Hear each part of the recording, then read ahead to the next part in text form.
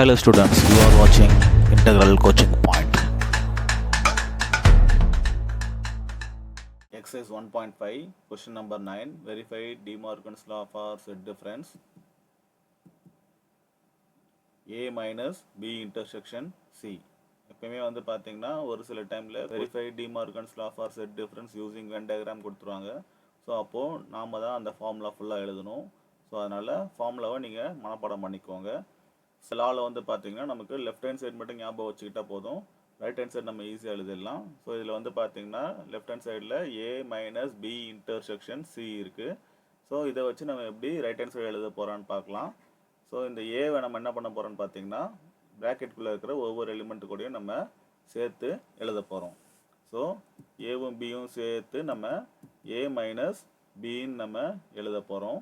Next இந்த intersection இருக்கு இல்லையா, அது வந்து இந்த பக்கம் வரும்போது யூனியனாக மாறும். நெக்ஸ்ட்டு சியும் சேர்ந்து நமக்கு ஏ மைனஸ் சின்னு கிடைக்கும். இப்போது லெஃப்ட் ஹேண்ட் சைடில் A minus B intersection C இருக்குது, ரைட் ஹேண்ட் சைடில் A minus B union A minus சின்னு இருக்குது. ஸோ இப்போ நம்ம ரெண்டுமே ஈக்குவல் நம்ம ப்ரூவ் பண்ணணும். ஸோ அதுக்கு நம்ம லெஃப்ட் ஹேண்ட் சைட் ஃபஸ்ட் நம்ம ப்ரூவ் பண்ணலாம். என்ன இருக்குதுன்னு பார்த்தீங்கன்னா A minus B intersection C. So எப்பவுமே நான் சொன்ன மாதிரி இதில் மொத்தம் 3 எலிமெண்ட்ஸ் இருக்குது. ஸோ அப்போது 3 எலிமெண்ட்ஸ் இருக்கிற மாதிரி நம்ம செட் இருக்கிற மாதிரி நம்ம வென் டயக்ராம் வரைஞ்சிக்குவாங்க.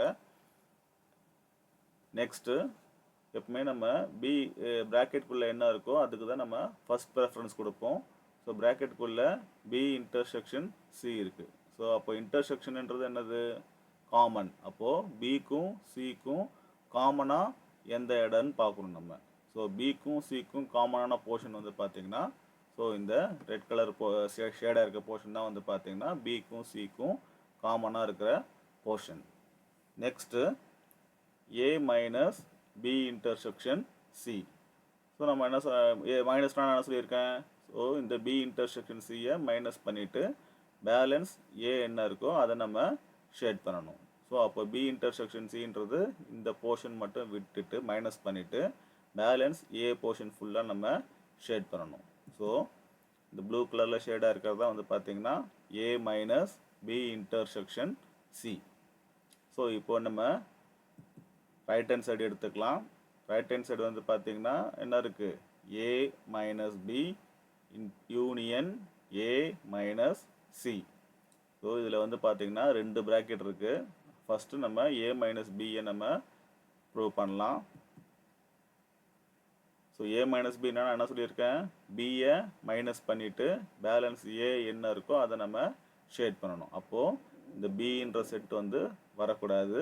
இந்த பியை விட்டுட்டு பேலன்ஸ் ஏன்றதை என்ன இருக்கோ அதை நம்ம ஷேட் பண்ணணும். ஸோ இதுதான் வந்து பார்த்திங்கன்னா ஏ மைனஸ் பி. நெக்ஸ்ட்டு ப்ராக்கெட்டில் என்ன இருக்குது, A minus C. So A minus சினா என்ன பண்ணணும், சியை மைனஸ் பண்ணிடணும். ஸோ சியை மைனஸ் பண்ணிவிட்டு பேலன்ஸ் ஏ என்ன இருக்கோ அதை நம்ம ஷேட் பண்ணணும். ஸோ இந்த க்ரீன் கலர் போர்ஷன் தான் நமக்கு ஏ மைனஸ் சி. இப்போது என்ன இருக்குது, A minus B union A minus C. அப்போது நமக்கு ஏ மைனஸ் பி தெரியும், ஏ மைனஸ் சியும் கண்டுபிடிச்சாச்சு. இப்போ நம்ம இதை என்ன பண்ணணும், யூனியன் பண்ணணும். யூனியன்னா என்ன பண்ணணும், சேர்க்கணும், சேர்த்து நம்ம ஷேட் பண்ணணும். ஸோ அப்போது ஏ மைனஸ் பி ஃபுல்லாக ஷேட் பண்ணணும், ஏ மைனஸ் சி ஃபுல்லாக ஷேட் பண்ணணும். ஸோ இதுதான் வந்து பார்த்திங்கன்னா A minus B union A minus C. இப்போது இது ரெண்டுமே வந்து பார்த்திங்கன்னா சேமாக இருக்கா, அப்போது LHS equal to RHS. So இந்த சம் உங்களுக்கு புரிஞ்சுதுன்னா லைக் பண்ணுங்கள், உங்கள் ஃப்ரெண்ட்ஸுக்கு ஷேர் பண்ணுங்கள், மறக்காமல் நம்ம சேனலுக்கு சப்ஸ்கிரைப் பண்ணுங்கள். தேங்க்யூ.